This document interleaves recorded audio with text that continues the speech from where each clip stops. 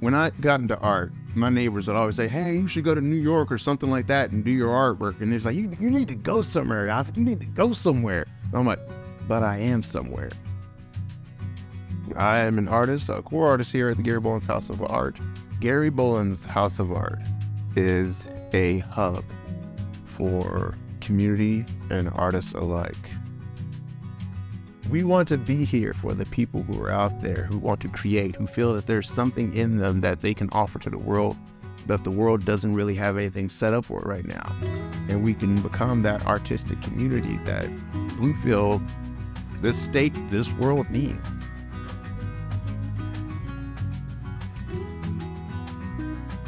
There are a lot of young artists who are coming and establishing themselves in Princeton, and it's really great. They are feeling this open atmosphere, I guess, and they're feeling comfortable, and it's really good because that just rejuvenates us older guys. The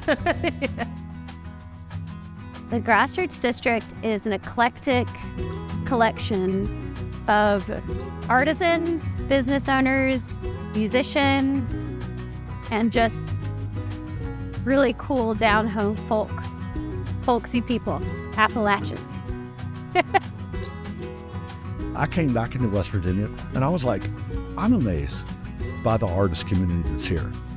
I think that there's a revitalization of Appalachia. And I think people are coming in here, they're digging a little deeper, and they're actually looking into the soul of the people, the soul of the area, and who couldn't like it, man? There's good folks around this place.